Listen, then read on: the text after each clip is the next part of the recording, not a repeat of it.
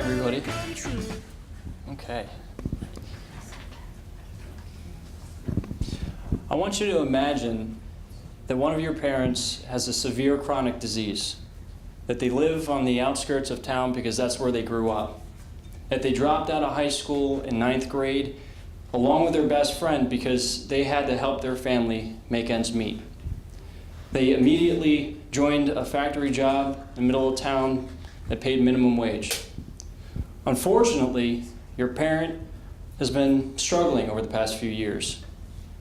They've unfortunately been admitted repeatedly to the hospital due to their chronic disease exacerbation.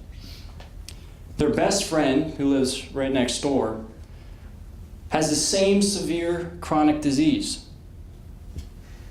But for some reason, they've been able to manage it, despite the same obstacles as your parent. Your parent's best friend is a positive deviant patient, and they're not alone. There are patients like this across the country. Now, positive deviance is easier to understand if you think of a bell curve. A bell curve that represents the high-risk patient population. That means patients with high disease severity and high risk factors. Now, one side of the bell curve we know very well. This is our overutilizers, patients that have been repeatedly admitted to the hospital. This is a very complex group, and we're trying the best we can to help these people out. In fact, we've created new positions like nurse navigators, whose sole job is to try to help better manage this complex population. Unfortunately, because of the urgency related to their complex issues, we have not had a moment to step back and look at the other side of the bell curve. The other side where some of the answers to those complex problems reside. The other side of the bell curve is where our positive deviant patients are.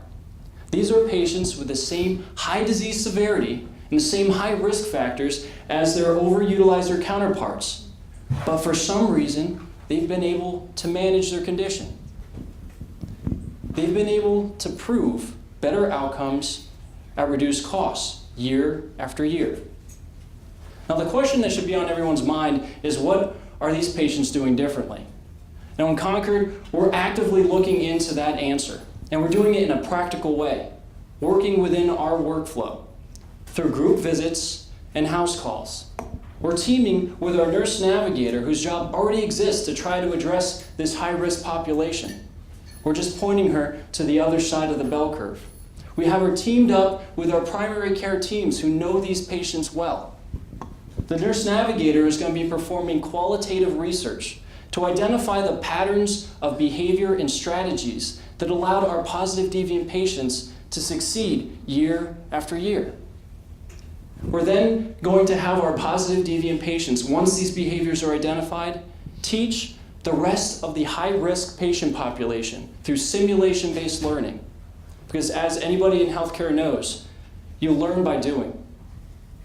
But we're not going to stop there. We're going to have our positive deviant patients teach our primary care teams so that we can learn practical ways to address these complex issues. You see, this flips the whole patient empowerment concept on its head and says, in fact, positive deviant patients have a lot to empower us with. Sustainability. Our current healthcare system finally has some incentives that make sense. We have shared cost saving and quality indices that allow us to work towards trying to reduce our chronic disease patients from being admitted to the hospital. We also have a new health policy that went into effect this year that allows Medicaid across the country to reimburse community health workers for the preventive services they provide. We're actively looking into designating our positive deviant patients as community health workers so that they have a sustainable way of getting paid for the services they provide. You see, the infrastructure to do this across the country exists. The incentives are aligned. All we need to do together is refocus our lens to the other side of the bell curve, to work together with our positive deviant patients so that we can change healthcare one community at a time. Thank you.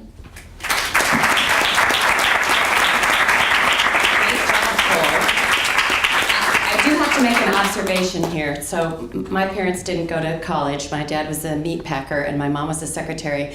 And I'm just saying, only in academia do we call people who are doing the right thing deviants, and people doing the wrong thing utilizers. So like maybe we could do like emojis, like the happy face thumbs up and the sad face thumbs down. Just an observation. And with that, judges, what do we have for Cole here? It was a great opening, Cole. I really enjoyed the introduction. I'm curious, can you give us 2 examples of benefits that you've gleaned from your positive deviance and have spread across the community health centers back in Concord?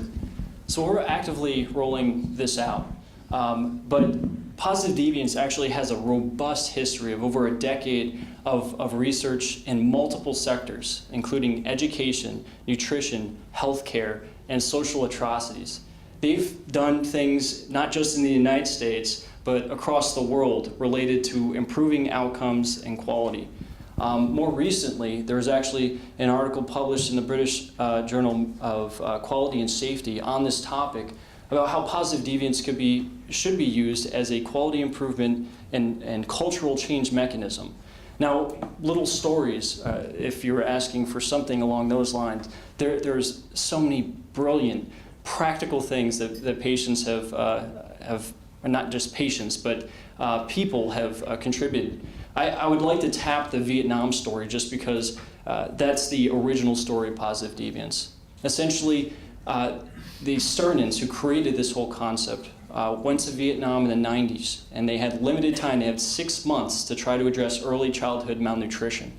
They motivated or worked with the community. The community ran this to identify basically patients or community members that were high risk for being malnourished children, but for some reason in that community they were healthy. The elements that allowed them to be healthy consisted of procuring shrimp, crabs, and the top of a sweet potato plant. They put it in their stew and fed their children a little bit more frequently. The hospital-acquired infection study that took place in Pittsburgh had a janitor that was able to recognize that most of the fellow workers didn't read English in that thick manual that they were supposed to interpret in order to clean the rooms. And he worked with fellow janitors to basically color code so that they can clean the rooms appropriately. Clergy members wrapped Bibles and other holy books in surgical caps to try to reduce the transmission of MRSA from one room to the next. The point is that the community members, not just the people that you would typically think of, are helping with the transformation through context of where you are. Those are just a few examples. Thanks for the presentation. I had a question about the simulation-based learning. Can you describe that more and how you imagine that to be feasible to be scaled to community health workers? Absolutely. So once again, tapping into the Vietnam story, the way that people were learning through the process was that they asked community members to go collect those resources, to gain access to training, and they would cook with the positive deviance. Now, in the situation in healthcare, it's being able to walk with your neighbor, someone like you that's struggling, to be able to meet either in the clinic or in your local community, either a YMCA or a place that they feel safe. And it's through simulation-based learning, as in, if you're going through an exacerbation, what do you do? If you're walking through the edge of that point where you're thinking about going, what are the things that you can do that are practical within the context of your limitations that we can walk through together? So they'll walk to the grocery store. They'll look at what's high salt content. They'll put their pills by the alarm clock. They'll simulate real life because that's how you learn.